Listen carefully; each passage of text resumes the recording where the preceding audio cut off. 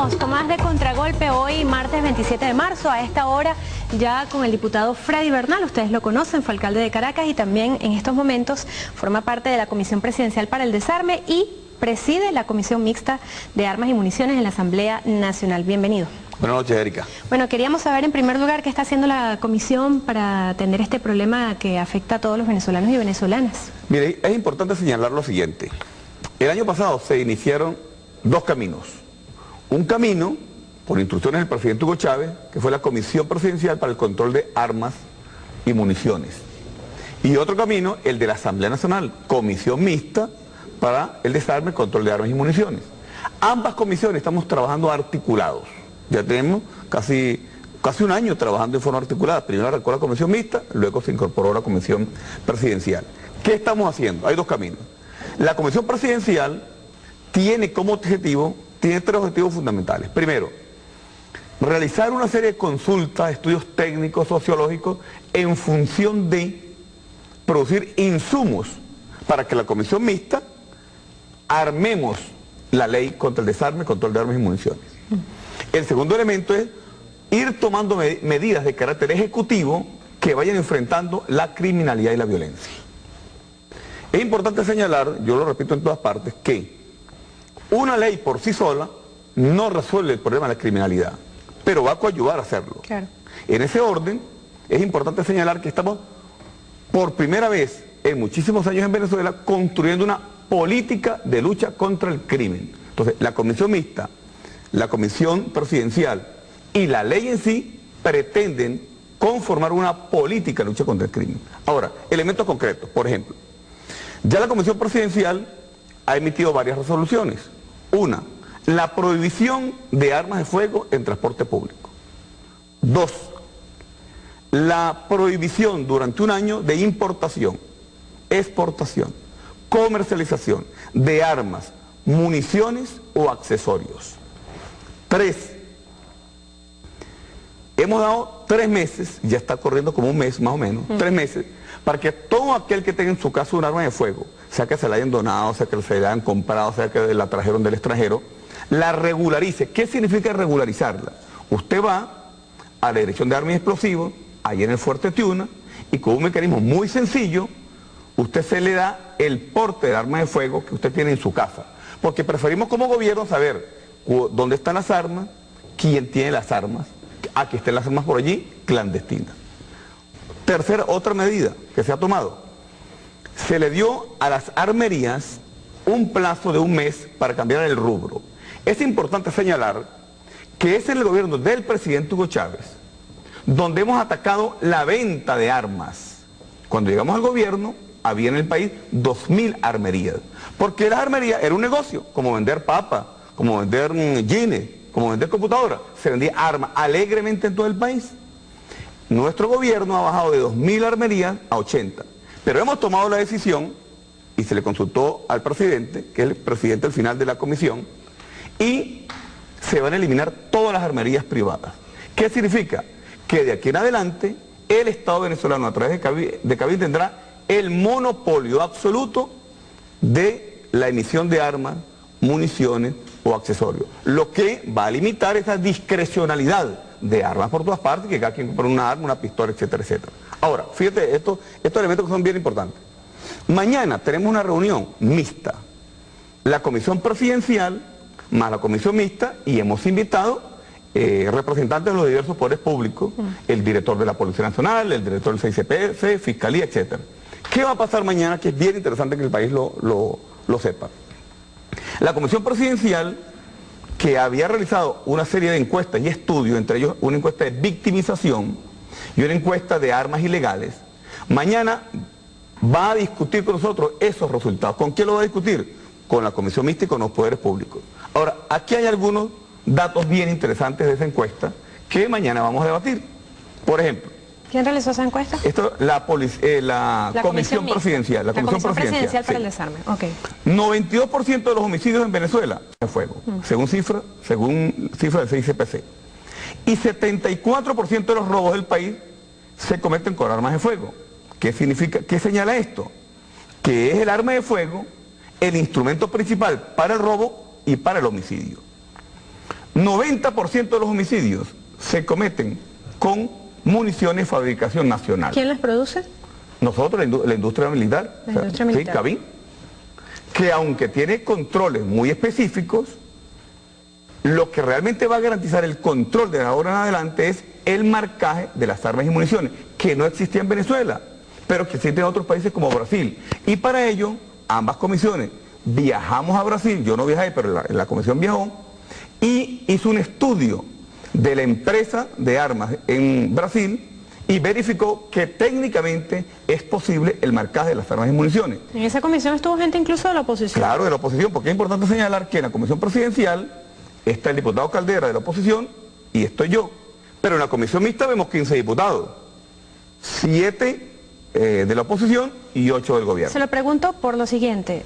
Hoy el diputado Richard Mardo, quien además estuvo implicado en una agresión contra nuestra compañera Yafrancis Colina, claro, exhortó el día de hoy, al menos así lo refleja una nota de Noticias 24 y según esta página web, a la Asamblea Nacional a aprobar la ley de desarme. Dice el candidato a la gobernación de Aragua y diputado por la Asamblea Nacional, Richard Mardo, hizo un llamado al Parlamento Nacional para que no siga siendo un espacio para la defensa de un partido político, sino que se discuta y aprueba de una vez por todas la ley de desarme. Mira, Erika, esa es una posición irresponsable y panfletaria. ¿Por qué? Porque la oposición forma parte de ambas comisiones. Dentro de su propio partido de gobierno. Claro, y nosotros hemos hecho un acuerdo en función del país, que es no banalicemos el problema de la seguridad. O sea, al problema de la seguridad, de la criminalidad y la violencia, no hay que colocarle color político. Porque cuando ocurre un hecho criminal, lamentablemente afecta a los que votan por el comandante Chávez, a los que votan por la oposición o a los que no votan. Entonces, es una manera irresponsable de abordar un problema que el gobierno, comenzando por el presidente Hugo Chávez, hemos abordado con toda la decencia, con toda la altura y con toda la seriedad. Sigo con las cifras, fíjate esto. 73% aprueba la suspensión de porte de armas. 89% considera que tener un arma en la casa constituye un riesgo. Miren lo importante, un riesgo tener un arma. 93% afirma que portarla en la calle representa el mismo riesgo. Y el 85% considera que no desean portar armas para defenderse. ¿Qué significa eso? Y es bien importante decírselo al país. Hay una especie de mito urbano que se ha creado en creer que el portar un arma de fuego te da más seguridad. Resulta que los estudios criminológicos, y esto lo reafirma y lo afianza, señala que hay un porcentaje importante de personas que portando un arma de fuego fueron objetos de un atraco y fueron asesinados con la misma arma de fuego. ¿Por qué? Porque el delincuente todo bajo la sorpresa. Además, el ciudadano normal que tiene un arma de fuego, bueno, puede ser que sepa manejarla, pero no tiene la maldad, no va predispuesto a, mientras que el criminal acecha bajo la sombra y da la sorpresa. Por tanto, el que porta el arma de fuego, aún portándola, está en minusvalía ante el delincuente. ¿Qué van a hacer ustedes con el resultado de estos estudios? Para eso es la reunión de mañana. Mañana hay un debate bien interesante. Vamos a revisar no solamente el estudio de la encuesta de victimización, sino la encuesta que pretende tener un acercamiento para saber cuántas armas ilegales hay en el país, porque hay un mito también, hay un tabú, dice, no hay 4 millones, hay 11 millones, hay 20 millones, eso no lo sabe nadie. Esta encuesta que hizo la Comisión Presidencial pretende tener una aproximación y saber cuántas armas ilegales hay, si son armas de producción nacional, si son armas que entraron por vía legal, si entraron por vía ilegal, bueno, ¿cómo hay esa cantidad de armas? Ahora, una pregunta que siempre sale bajo la palestra, bueno, ¿y qué van a hacer ustedes para desarmar la población? Sale la pregunta en todas partes. Bueno, ya han comenzado 3 planes pilotos, uno en La Vega, uno en el sector Altavista de Catia y uno en La Pastora. Esos planes pilotos, como su nombre lo indica, le estamos haciendo seguimiento para probar qué de positivo o de negativo o qué hay que corregir en función del desarrollo de la población. ¿Qué consta o cuáles son los pasos que tiene cada uno de esos planes pilotos? Fíjate, esos planes pilotos en principio pretenden el desarme voluntario, una serie de políticas impulsadas por nuestro gobierno en función de que la gente entienda que portar un arma de fuego en su casa, como lo señalan las encuestas, o portar un arma de fuego incluso encima, no le garantiza la vida o no le garantiza la tranquilidad. Al contrario, esta Comisión Presidencial y la Comisión para el Desarme pretendemos ir al desarme total de la población. En ese sentido, te quiero decir lo siguiente. Sí. El portar un arma es nuestro criterio, pero vamos a ver en qué quedamos al final del debate. El portar un arma no debe ser un derecho en Venezuela, sino un privilegio. ¿Qué significa? Que el concepto que queremos acuñar en la ley que estamos construyendo es que solo porte arma quien realmente justifique en casos excepcionales por qué debe portar un arma. Y no que Juan Pérez quiere tener un arma, entonces bueno, él va y compra un arma y le da un porte. ¿Cuál es el caso excepcional? ¿Qué condiciones, qué requisitos debe tener ese privilegiado? Es parte del debate. Como te dije, la ley está en construcción. Te quería también articular las dos cosas. Nosotros, la ley ha llevado dos caminos, porque todo esto es paralelo, la Comisión Presidencial y la Comisión Mixta, ya ha llevado dos caminos. Por un lado está la Comisión Técnico-Jurídica, que ha trabajado, hemos tenido más de 21 consultas, ahí está la Fiscalía, la Defensoría, todos los poderes públicos están allí, el TCJ, el DAES, Cabine, etc.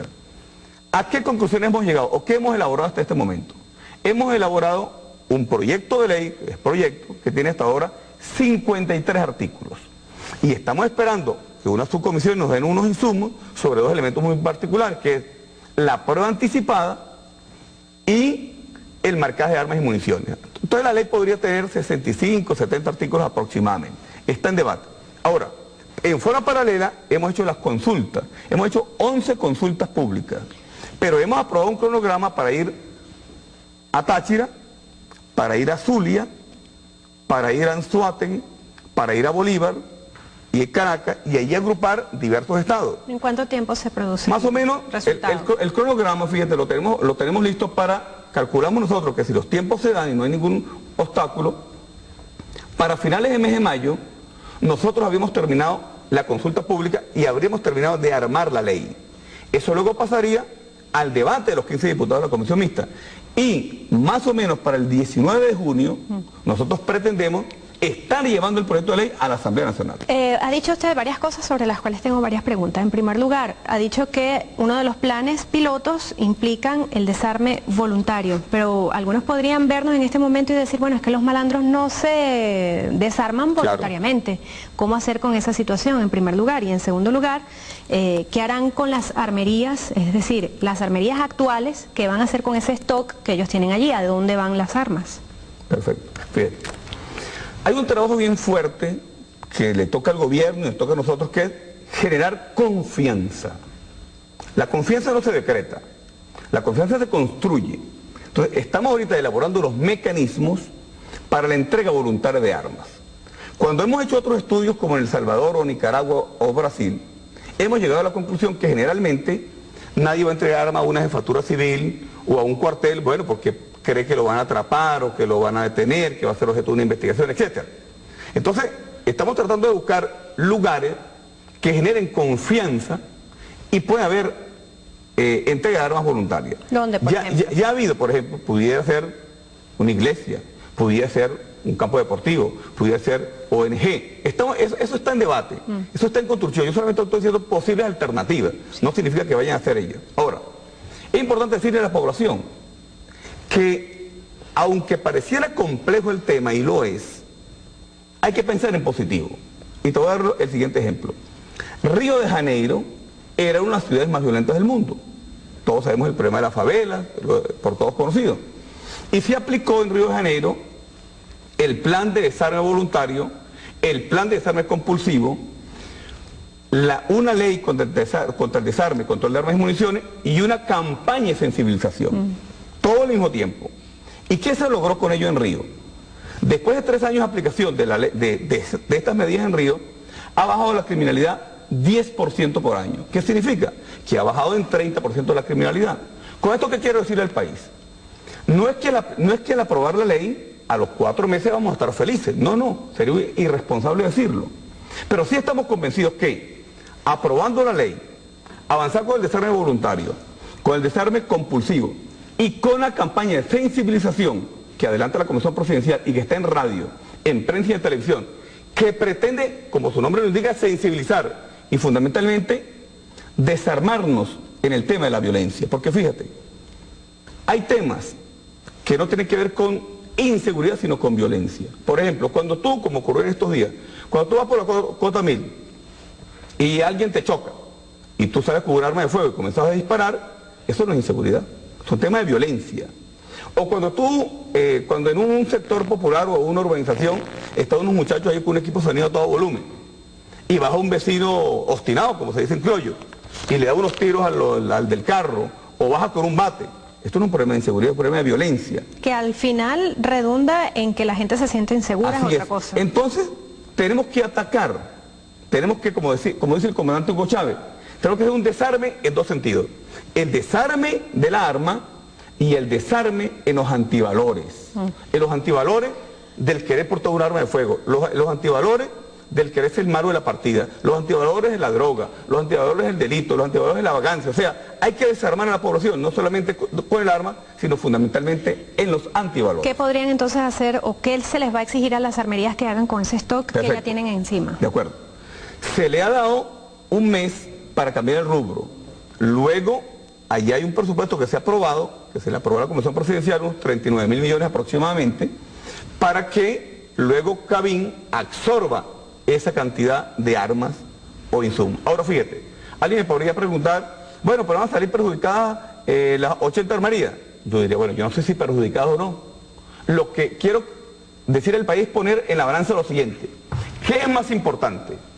80 ciudadanos u 80 empresas que expenden armas de fuego y municiones, o la tranquilidad, la paz, el concierto y la armonía de la inmensa mayoría de venezolanos y venezolanas. Entonces, bueno, a la hora de legislar y a la hora de ejercer el gobierno, hay que colocar en la balanza. ¿Quién determina el valor de esas armas para utilizar esos 39.000 millones de bolívares? Eso lo determina Cabin.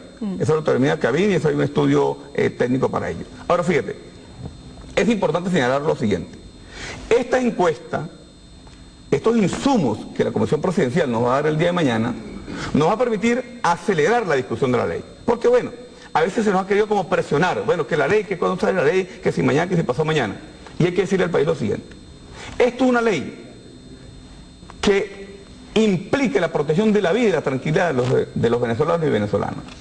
Sacarla de un día para otro será algo irresponsable. Por eso hemos querido que tenga la mayor consulta pública, que no haya un sector del país que no opine, que no la critique, que no la destroce si quiere destrozarla. Por ejemplo, están pendientes de consultar la Federación de Ganaderos, consejos comunales, ONG, universidades, porque no queremos que alguien diga en el país, a mí no me preguntaron. Y además, queremos que cuando la ley se apruebe, el pueblo la asuma como suya, la haya debatido, la haya criticado, la haya manejado. Por ello tenemos abierto la página web, tenemos el Twitter, tenemos las consultas directas, tenemos las consultas públicas y tenemos la Comisión de Desarme y la Comisión Presidencial. Tenemos que hacer un corte, pero al regreso quería que conversáramos sobre esta misión seguridad que tanto ha sido mencionada, no solamente por el presidente Hugo Chávez, sino también por su tren ministerial, específicamente el ministro Tarek El Aizami, y también quería que conversáramos un poco sobre todos estos anuncios que ha hecho el comandante Chávez y cómo pueden redundar en el beneficio del pueblo. Ya venimos con más de Freddy Bernal, seguimos con más de Contragolpe, hoy con Freddy Bernal, aquí diputado a la Asamblea Nacional por el Partido Socialista Unido de Venezuela, hablando sobre todos los temas que tienen que ver con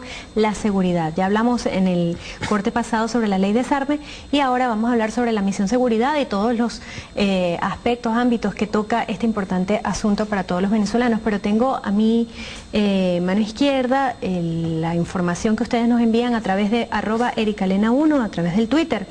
Fíjese que hay posiciones encontradas, ¿no?, con respecto al desarme. Fíjese lo que dice @elespinitosilva.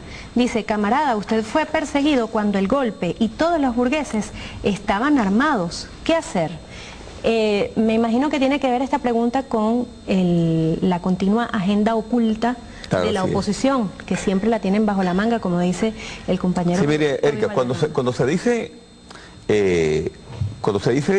población armada, siempre o han querido calar la matriz de opinión que la población armada son los pobres, son los barrios, y resulta que seguramente quien más tiene armas de fuego son los sectores de la burguesía, porque recordemos que para los años de la locura, entre el 2000 y el 2006, se armaron para esperarlas, entre comillas, hordas chavistas. Compraron gran cantidad de armas de fuego cortas, largas, hicieron trincheras, serpentinas, y se habían preparado para una guerra. O sea que yo estoy seguro que si vamos a evaluar quiénes tienen más armas de fuego, seguramente la burguesía se armó para una guerra que nunca ocurrió, gracias a Dios, y donde supuestamente están esperando al pueblo chavista para asesinarlo. Fíjese que él mismo dice, con la misma soberbia que no pagan multas, tampoco entregarán las armas. Así es, bueno, posible eso? ¿Es posible que los sectores de la burguesía venezolana no entreguen las seguramente armas? Puede ser posible, pero queremos decirle al país lo siguiente. Aquí hay un Estado, hay una revolución en marcha y hay una Constitución. Nosotros tenemos el deber de hacer respetar la Constitución, el Estado de Derecho y la revolución en marcha. Eso lo vamos a hacer, y estas medidas que estamos tomando desde la Comisión Presidencial, la construcción de la ley para el desarme, control de armas y municiones, y las medidas ejecutivas pretenden avanzar progresivamente en ese camino. @Isa Guitián dice, muy cierto lo que dice Bernal sobre el hecho de que portar un arma de fuego lo pone a uno en desventaja frente a un delincuente. Están apoyando lo que usted dice. Vamos a seguir hablando sobre la misión seguridad y las bases fundamentales de esta nueva misión que va a lanzar el gobierno bolivariano. Sí, fíjate, Erika, el comandante ha encomendado al vicepresidente Alejagua la misión seguridad. ¿Qué es una gran misión? Una gran misión es la articulación de una serie de políticas del Estado con un objetivo fundamental. ¿Por qué? Hay que señalar que es el gobierno del presidente Hugo Chávez quien ha diseñado a lo largo del tiempo una política criminal de lucha contra la violencia y la criminalidad, valga la redundancia. Es el gobierno del presidente Hugo Chávez quien creó el Consejo Nacional de Policía para articular todos los cuerpos de policía. Es el gobierno del presidente Hugo Chávez quien creó 14 manuales que orientan la práctica policial o los operativos policiales o la forma de cómo los policías se comportan con la ciudadanía. Es el gobierno del presidente Hugo Chávez quien ha ido homologando no solamente a los funcionarios, sino homologando las prácticas, los uniformes y el armamento de la policía. Ahora, esta misión de seguridad que está construyéndose, indistintamente que están en desarrollo una serie de políticas, tiene varios objetivos fundamentales, como varias líneas gruesas. Primero, profundizar en las medidas de prevención social.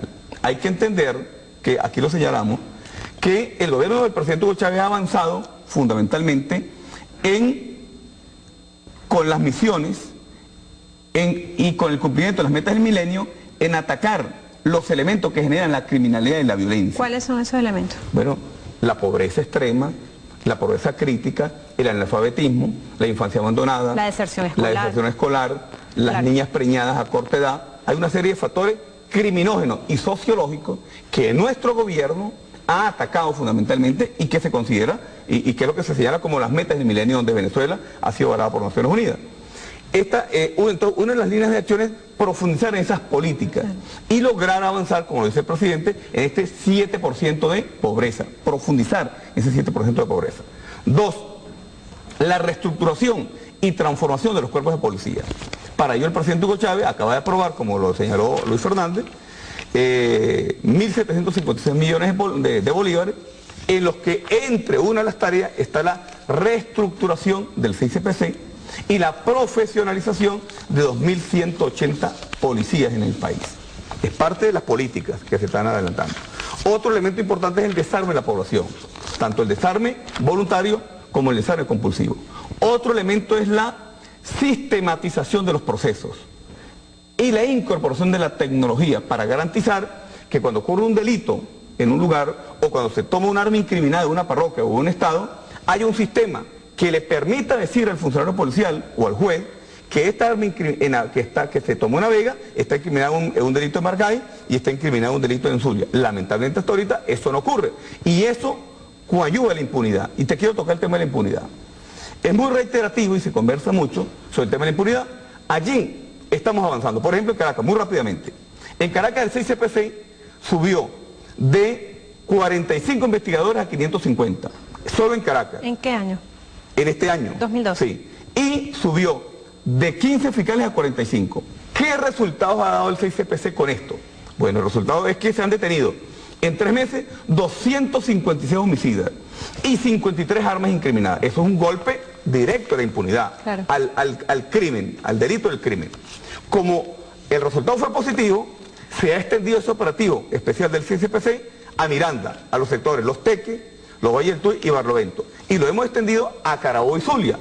Este operativo especial contra el delito crimen pretende atacar o avanzar en esto de la lucha contra la impunidad. Su mensaje a los venezolanos que se sienten como inseguros en la calle, que tienen el temor de salir muchas veces porque ven la violencia en las calles y otros porque también el terror es infundado en algunos medios de comunicación. Sí, mira, seguramente alguien va a decir, bueno, es muy fácil para Bernal decir que tengan confianza, pero hay que decir que aquí hay un gobierno que tiene una política de lucha contra el crimen, que estamos avanzando en pasos certeros, que hay una inversión importante de parte del presidente Hugo Chávez en función de atacar no solamente los factores criminógenos, los factores sociológicos, sino tomar medidas de carácter ejecutivo. Nosotros, así como hemos vencido otros problemas en el país, también lo vamos a vencer juntos. Poder comunal organizado, gobierno nacional y conciencia social y conciencia política. Que así sea. Freddy Bernal, gracias por haber venido y que se cumpla esto que dice Julio César Carri. Quizás un día no muy lejano todas las armas de uso indebido pasen a ser chatarra oxidada en algún apartado y viejo museo. Y Erika, y es bueno decir que el 8 de octubre, el Día del Guerrillero Heroico, estaremos conmemorando a Hugo Chávez, una vez más reelecto presidente. Que así sea. Mire, tenemos que hacer en este momento una denuncia. Hoy, Día Internacional del Teatro, el señor alcalde Carlos Ocariz, junto al presidente de Fundalamas, Alexander Ojeda, pretenden cerrar la Escuela de Teatro Porfirio Rodríguez de Petare, ya que hoy le quitaron el único espacio que tenían y mandaron a los alumnos a ver clases en la Plaza Sucre. Esta denuncia la hace Luis Javier Chacón, docente de Voz y Dicción y también compañero de Venezolana de Televisión. Sí, el aporte de la cultura de parte de la oposición. De Primera Justicia.